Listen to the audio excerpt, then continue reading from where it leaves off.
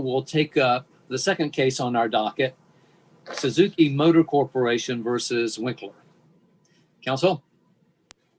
Thank you, Your Honor. May it please the court, Raul Cantero on behalf of Suzuki Motor Corporation. I'm reserving 5 minutes for rebuttal. The issue in this case is whether in a products liability case against Suzuki pending in Jacksonville, Florida, the plaintiff may examine the chairman and former CEO of Suzuki in Japan, who has no knowledge of the case or the circumstances leading up to it. We submit that regardless of whether this court adopts the Apex doctrine, it should quash the first DCA's decision and hold that there was no evidence that the examination of the chairman would be likely to lead to the discovery of relevant evidence. Counsel, I'm sorry to interrupt you. Could I ask you about this declaration? It seems like, obviously as a matter of common sense, I can't imagine that Mr. Suzuki knows anything about this particular accident. And the declaration is very clear that he doesn't remember anything about this document that was shown to him. But the declaration doesn't say that he doesn't know anything about sort of the overall recall decision with this, because obviously this issue with the product had to do with more than just this one accident. So, what are we to make of that? I mean, it does seem like there's a difference between this case and these insurance cases where it's very much focused on, the one dispute and the high level official says, I have known nothing about this coverage dispute or whatever. It seems like here it would be plausible to think that Mr. Suzuki, regardless of whether he had authority to make the recall decision or anything like that, it does seem plausible that he might have information that could lead to admissible evidence as to just the overall sort of corporate decision making on this issue in a broader sense. And it doesn't seem like the declaration precludes that. Your Honor, we need to look not only at the declaration, that's certainly one thing, but also Mr. Kudo, who was with Suzuki Motors America, was deposed in this case over a period of 3 days. And he testified, and his deposition is in the record. And that was the relevant parts are at RA Respondents Appendix 557 to 571. And he testified that the only entity that can make a decision on recall was the Quality Countermeasures Committee. That Mr. Suzuki was not on that committee. He had no authority on the committee. He cannot override or veto on the committee. And that it was the chairman of the committee who ultimately makes the decision. Mr. Kudo was involved in the investigation. And in fact, plaintiffs introduced an expert, and that expert affidavit attached 23 different exhibits to the affidavit, and that you can find at Respondents Appendix 221 to 394, so 170 different pages of documents. In those exhibits are emails either from Kudo or to Kudo. He was intimately involved. The expert identifies Kudo as having made a cost-benefit analysis, and that's at Respondents Appendix 358 to 61, where he has like pros and cons of issuing a recall. Mr. Kudo was intimately involved with the decision, as you can see from those exhibits. In addition, during the pendency of the petition in the first DCA, they deposed the corporate representative for Suzuki Motor Corporation. I say deposed as they deposed him, yes, as corporate representative in Japan, again over a period of 3 days, who corroborated what Mr. Kudo said about the authority of the Quality Countermeasures Committee and about the lack of authority of the chairman to be involved in recall decisions. In fact, they testified that it was a policy of the company to kind of cabin off the chairman from any decision about the recall so that the committee is completely independent and can decide on its own whether to issue a recall without any veto or involvement of the chairman. So yes, there is the declaration, and he says in fact, in his declaration, he says, I would have no authority to override, reject, or even order a field action or recall. So Like, we so have, that goes to, but all of everything you just said, it goes to the authority to make the decisions as opposed to just knowledge about how the company decided to handle this. So can I ask you a question though about the standard of review? So the departure from the essential requirements of law, you agree and you concede in the briefs that there is no existing sort of black letter apex doctrine that Florida court, it's obviously nothing in the face of the rules themselves. And as far as case law, there's no sort of black letter rule that would apply an apex doctrine in the corporate context at this point, if we just take the law as it stood at the time that this court was having to decide this. That's right? yes. Okay. So then does that leave you with sort of an abuse of discretion argument?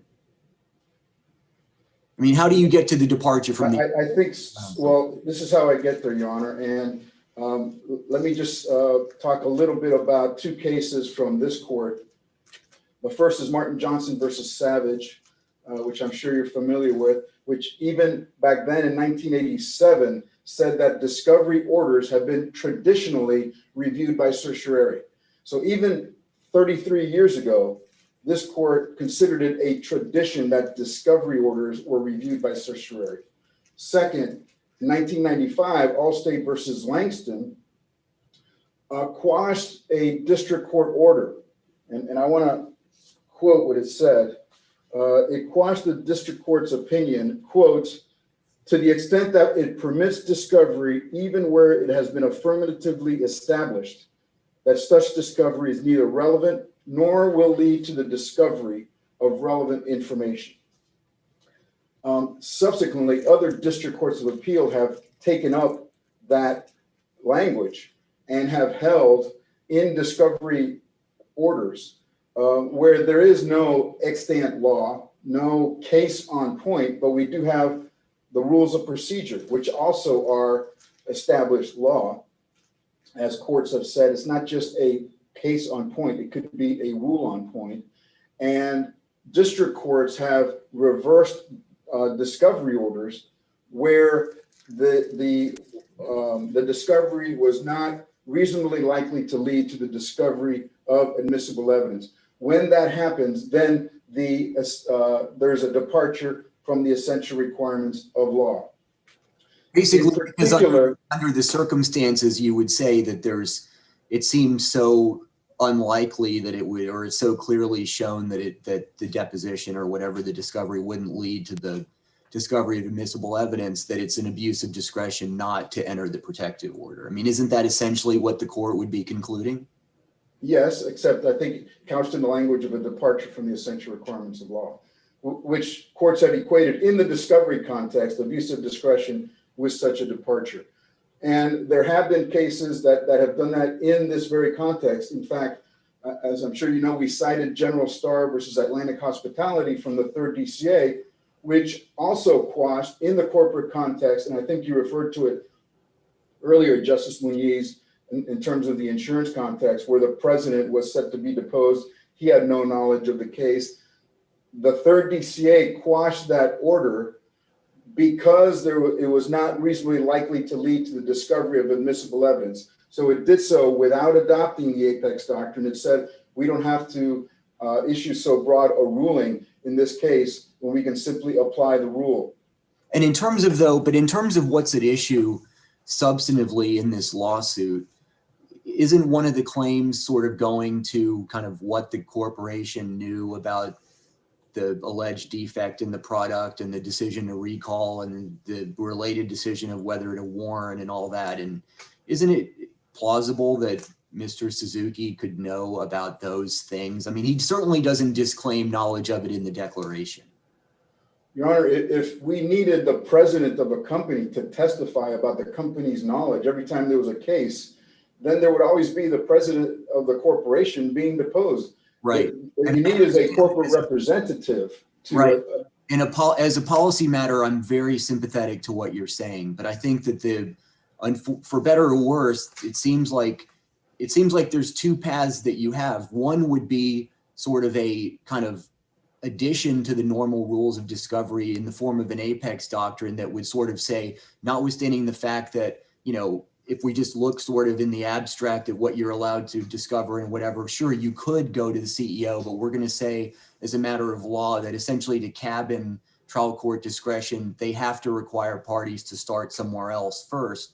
But if we don't have that here yet, and if we're stuck with just sort of the basics of discovery, even if there are better places to get the information, it doesn't seem like the rules require you to go to the best source of information from the get-go. I mean, or the failure to require you to do so is necessarily an abuse of discretion. I mean, is that not a fair characterization of where we are? I don't think so, Your Honor, because in that event, then in Florida, a multinational corporation's president, CEO, chief operating officer would be deposed in just about every case, because it's hard to believe they will not receive documents and just be informed, FYI, of things that are going on in the company without being directly involved in what's going on, without having any decision-making authority, what's going on. They just need to be informed about what's going on. And then that would just eviscerate any kind of protection that high-level officials would have over depositions, because you will always find a reason why a president may have to be deposed, just like they did in this case. If you are correct, Your Honor, then maybe the president of General Star Insurance Company would have been deposed in that case. Here, we identified for them, and that's at RA 699 to 702, I think it was 24 different members of the Quality Countermeasure Committee over the tenure that's relevant in this case, which is roughly 2012 through 2013. 17 members at any given time. They have never sought to examine any of the members of that committee. The people identified in the email, the email came from one manager. I'm sorry to interrupt you.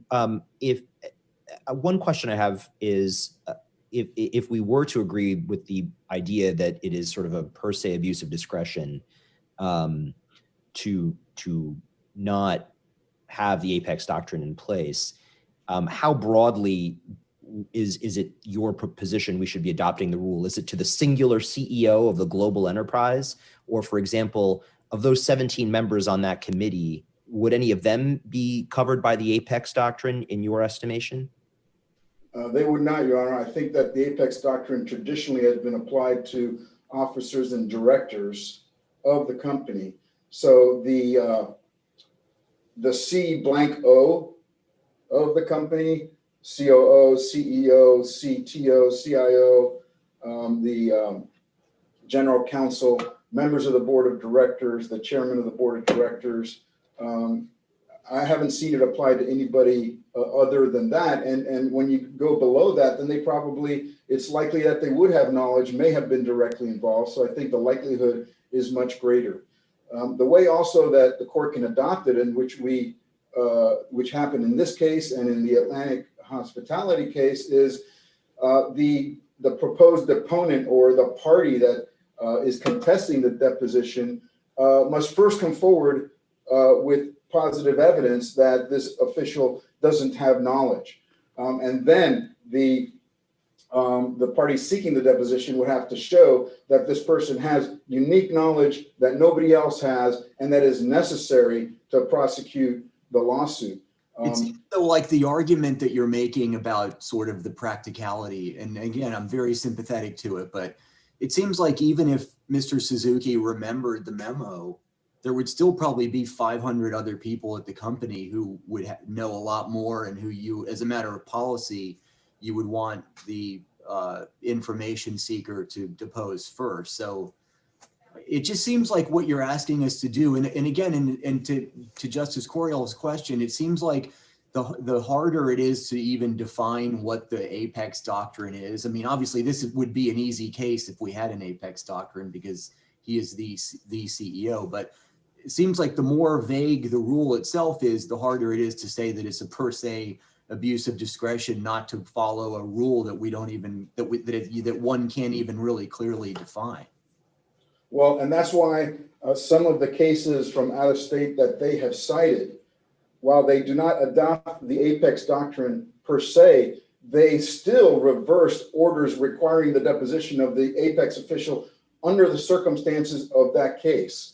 And that's what the third DCA did in General Starr. That's what the first DCA did in the Heberger case with the university president.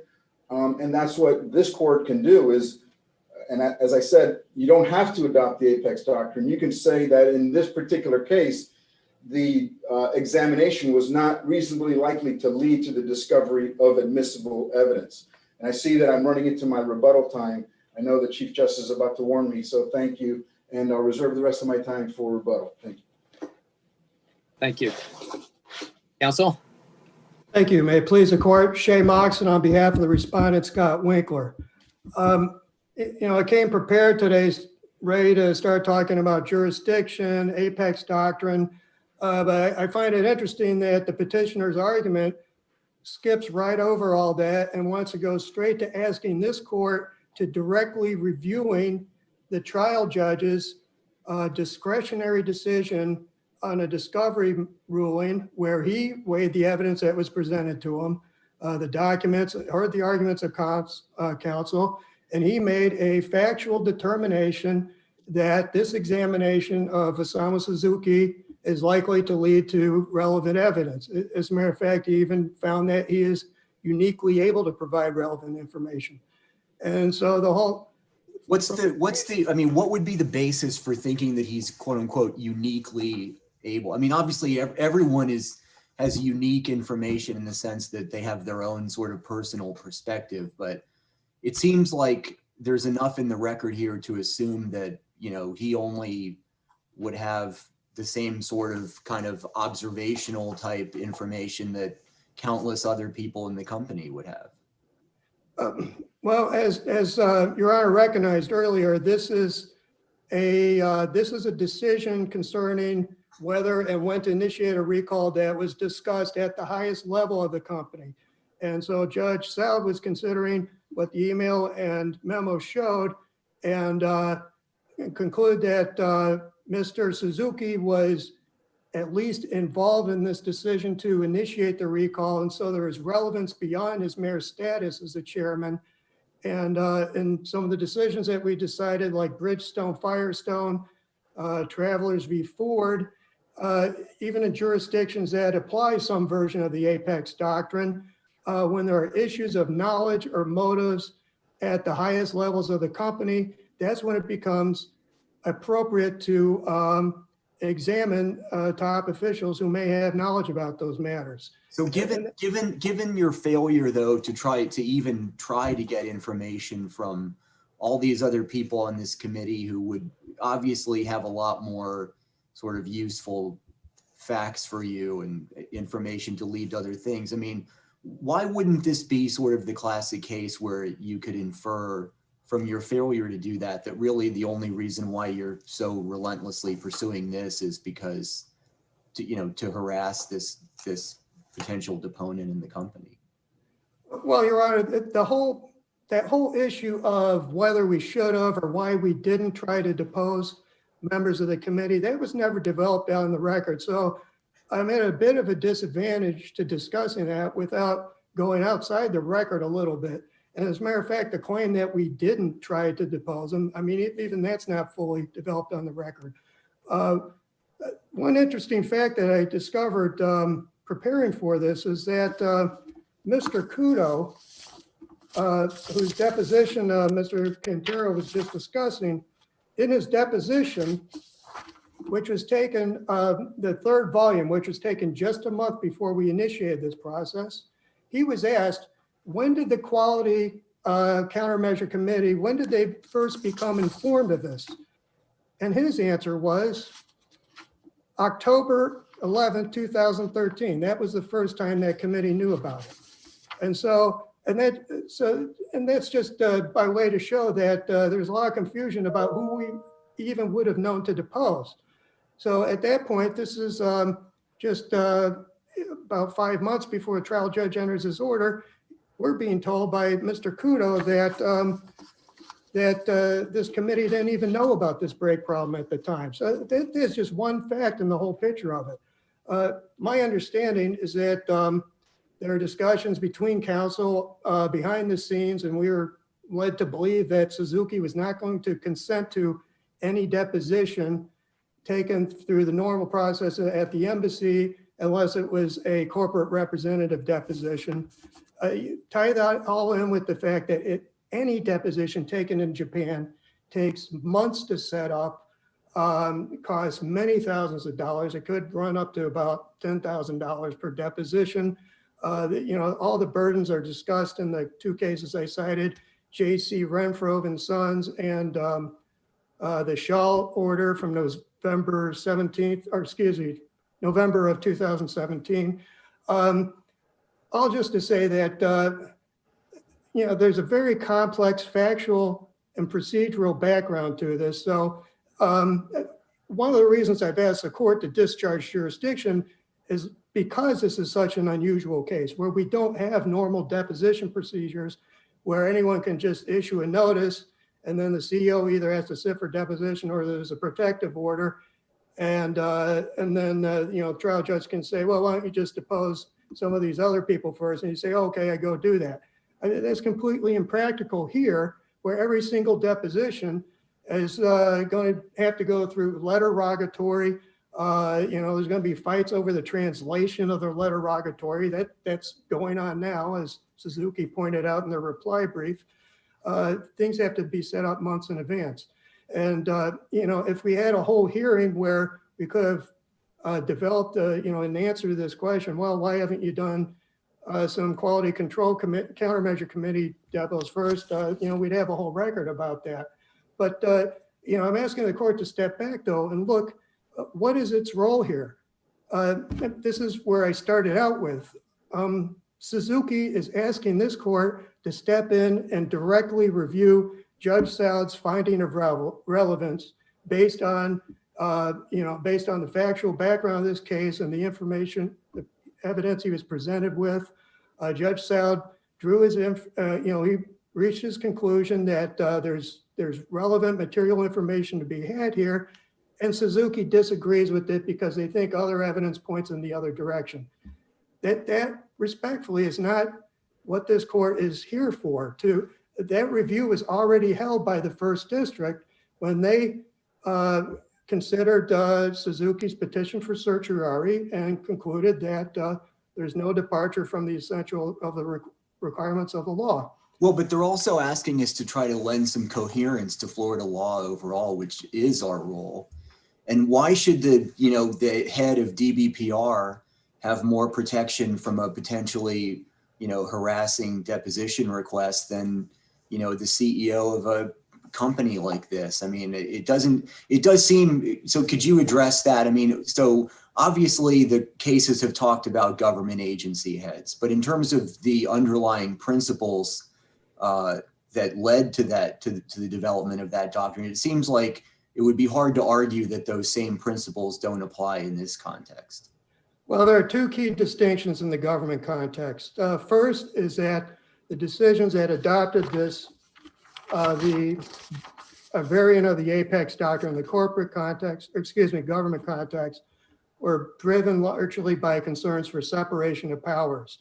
Isn't that really, though, more relevant to what that courts talk about that in the context of the types of questions that can be asked in sort of discretionary government decisions? But it seems like the core of the doctrine originated with the idea that, if you just literally look at our discovery rules, you could theoretically come up with some reason why you could depose an agency head for pretty much anything that's going on in the agency. And it seems like, as your colleague on the other side was saying, the same argument is, what you're making in this case in the corporate context.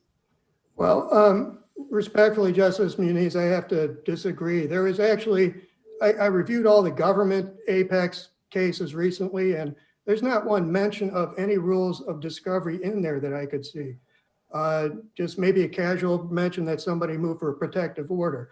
Now, the doctrine originated with out of concern for the separation of powers. Going back to the HRS versus Brook case, 573 Southern Second 363.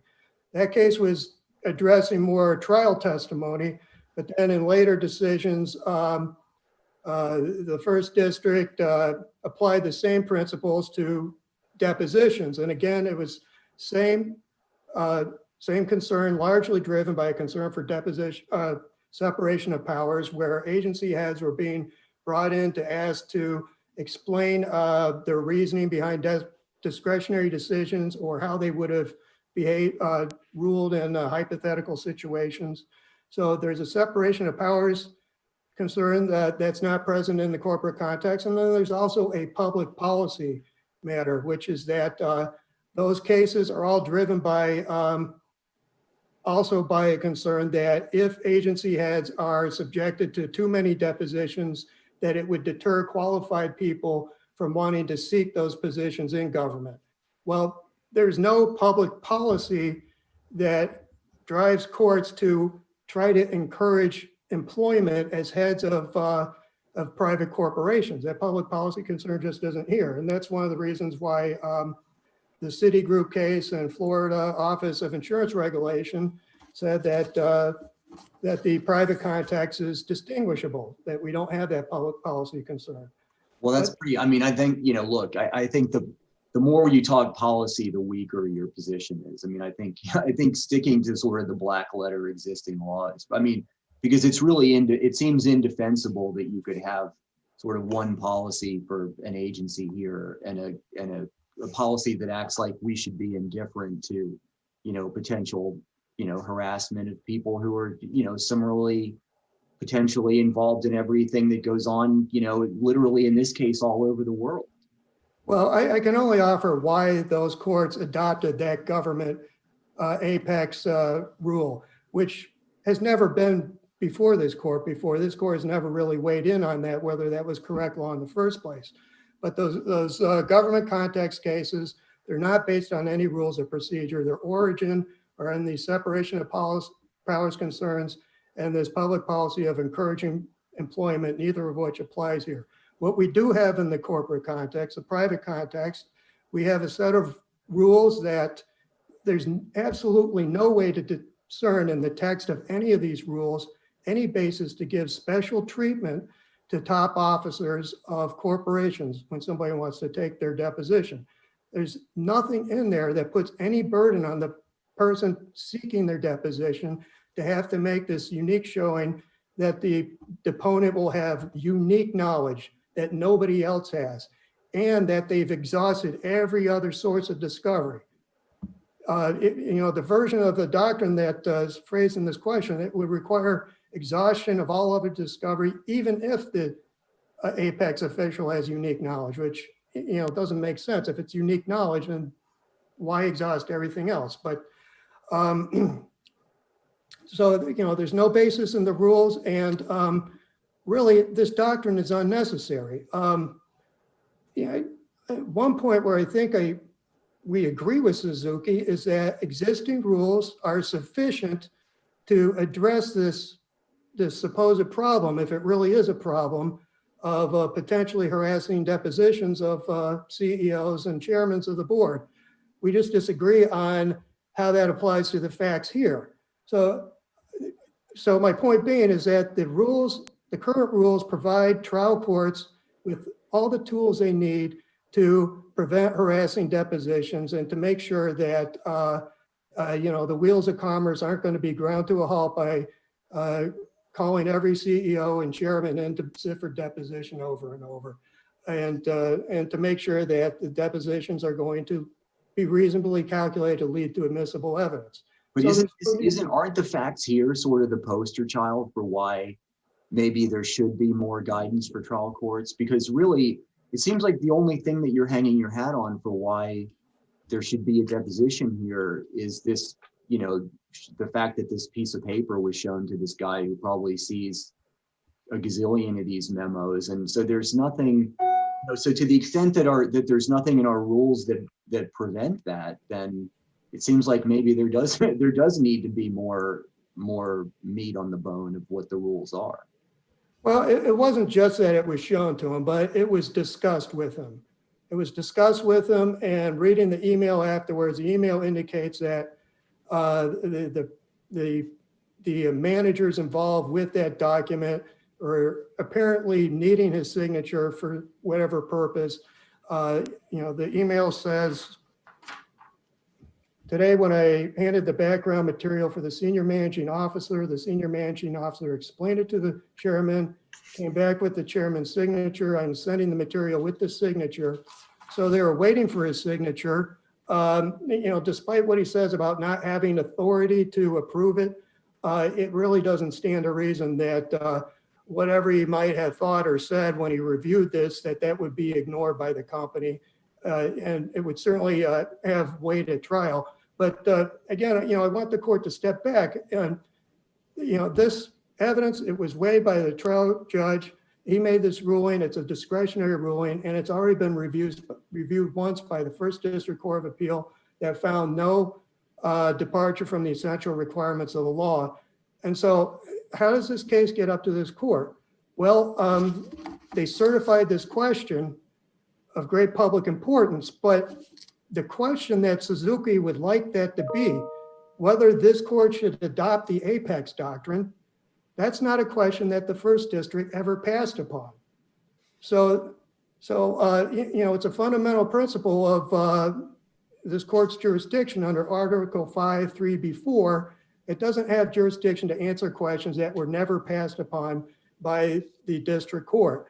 And so here, the First District, they never weighed the pros and cons of extending the Apex doctrine to the corporate side, never canvassed the cases around the country from different states, some adopting, some rejecting, examine whether it's consistent with the rules. So that question that Suzuki was, has been asking this court to answer until they seem to change course today, that whether this doctrine should be adopted by this court, that's not a question that was ever passed upon by the First District. And so Judge Thomas spent some time talking about it, didn't he? Well, he certainly did, but a dissent is not. Yes, he did, but the court has to look to the majority opinion because the court reviews the decision that passes upon a question certified by it to be of great public importance. So it has to be passed upon by the. In this case, there's no question the court passed upon the question that it certified, which is it a departure from the essential requirements of law, ... So that means that's the gateway to jurisdiction. And now your colleague on the other side has asked us to review the decision. And we're being asked to decide, is it a departure from the essential requirements of law? And it sounds like he's basing his argument on some, broader principles here that at least there is some hook in existing Florida law. So I don't think that regardless of how we should answer the question, it doesn't seem like it's not properly before the court. Well, I submit that the question of whether this doctrine should be adopted is not properly before the court. What the First District. Be helpful if I'm in mute. Where in the question, counsel, is the word should? It's not in there, and that's my point. But they're asking us. They made a decision that there was not a violation of the essential requirements of law, and they're asking us to address that same question, whether they were right or wrong on that question that they addressed. I mean, whether this case ought to be discharged for some other reason, that's a different question. But on that, just how they didn't pass on what they've actually asked here, I'm mystified by that. Yes, that actually wasn't what I was arguing. What they actually wrote, what the certified question actually asked and what they passed upon is whether the Apex doctrine is currently law. Everyone in the corporate context, everyone agrees that it isn't. Suzuki agreed that it isn't at page 3 of her reply brief. And so looking at it that way, it's a very simple matter. You can either discharge jurisdiction because it's already settled and you don't even need to answer it, or you can just say, no, it's not currently law in the corporate context. And so there's no departure from the central requirements of law and failing to apply it. You did the right thing, First District, by denying certiorari because there was no violation of a clearly established principle of law. There's definitely no clearly established law extending this very rigid apex rule to the corporate context. It's been either rejected or declined to be applied in every district court decision that's ever looked at the question.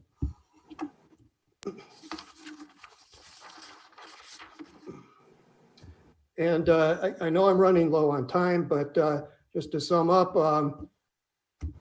we maintain there's no jurisdiction to answer the should question because that was never passed upon. Beyond that, this is the wrong case because the unusual procedures and the specific factual context to really decide whether the Apex doctrine should be adopted. The doctrine is unnecessary because current rules already give trial judges enough discretion to deal with any problem of potentially harassing depositions when they arise. And if the court were to consider whether to adopt this very rigid rule that greatly limits discovery in every case involving corporate policies, that would best be done in a rule proceeding. And so in conclusion, we're asking the court to discharge jurisdiction. Failing that, it should answer the certified question in the negative and approve the First District's opinion. Decision denying certiorari. Thank you, counsel. Now for rebuttal argument. Perhaps working my way backward, unless the court has any questions. As to the certified question, the first certified question asks, does a trial court depart from the essential requirements of law by not requiring a party seeking to depose the top officer of a corporation to show that, one, other means of discovery have been exhausted, and two, the corporate officer is uniquely able to provide relevant information that cannot be obtained from other sources? There can be no question that both the majority and the dissent address that issue. That was the whole point of the majority and dissenting opinions. So I don't think there's any question that the court does have discretionary jurisdiction. And I also submit that the court should retain jurisdiction and answer the question or any rephrased question because of the policy issues involved and to eliminate any incongruity between the protections that an Apex public official receives and that an Apex private official receives. Let us remember that as far as public officials, their role is important, but it's restricted to the state of Florida. For Apex officials in the private corporations, as is the case here, their influence is worldwide. Suzuki operates in many parts of the world. And so I submit that the state should protect those officials at least as much as it protects public officials. So that's a reason to retain the case. On the merits, I'd like to address, Judge Muniz, you referred to the black letter law. We have Rule 1.280B1, I believe it is, which requires that the discovery be relevant or reasonably likely to lead to the discovery of relevant information. This court and other courts have routinely, historically, traditionally reviewed discovery orders on that basis. It quashes discovery orders regardless of whether there was already a case on point.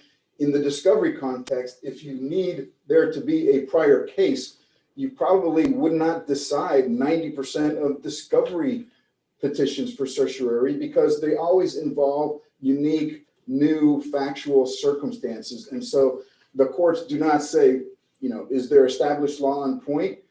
In which case, rarely will a trial judge violate it. It asks. I understand what you're saying, but it seems like we either you know, in order to sort of justify our kind of intervening here, you could imagine a quote unquote adopting an apex rule, which is sort of you know, kind of it would be essentially a new rule.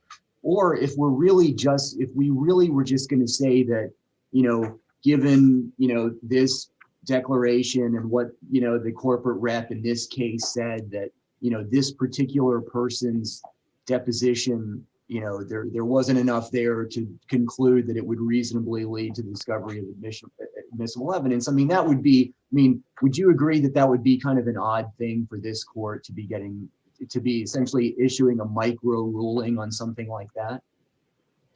It is unusual, but not unprecedented, and I submit that that's exactly what this court did in Allstate versus Langston.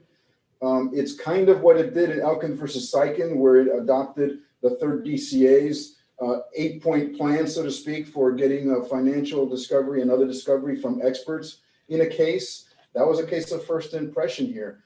But I think more broadly, the court should clarify, is there an apex doctrine in Florida? Because courts are applying it to public officials.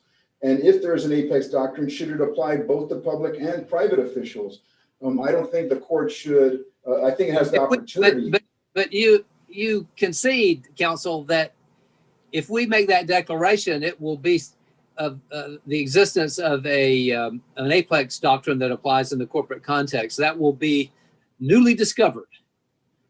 It will be something that we have just discovered in this case. Well, I don't think it's, in a sense, it's newly discovered. I understand what your point is, but it's the application of the rules of procedure, the Rule 1.280B1 and Rule 1.280C, which allows courts to issue orders to prevent annoyance, embarrassment, oppression, or undue burden or expense to particular facts that may arise, and standardize the process like this court did in Sykin versus Elkin. So I don't think it's new, but to the extent it is, it's certainly not unprecedented that this court creates new standards when a case first appears before it. It's done it before, as we said in our brief, with Tucker versus Resha, with Sykin versus Elkin. Well, it just seems like it seems to me, and I'll say this, that it's kind of an odd thing to have a newly discovered, clearly established principle of law. Well, the clearly established principle, Your Honor, is the rule itself that prohibits discovery that is not reasonably likely to lead to discovery of admissible evidence. And that's what I apologize for talking to you here, and once your rebuttal time is over, if you could sum up about 30 seconds. Certainly, Your Honor. Thank you for the indulgence. We submit that the court, whether or not it adopts the apex doctrine, should quash the decision of the District Court of Appeal and hold that either under the circumstances of this particular case or in other circumstances, that the deposition of or examination of an apex official should not be taken until the party can show that only that official has unique knowledge that is unavailable from other officials. Thank you very much for your time. All right. We thank you both for your argument.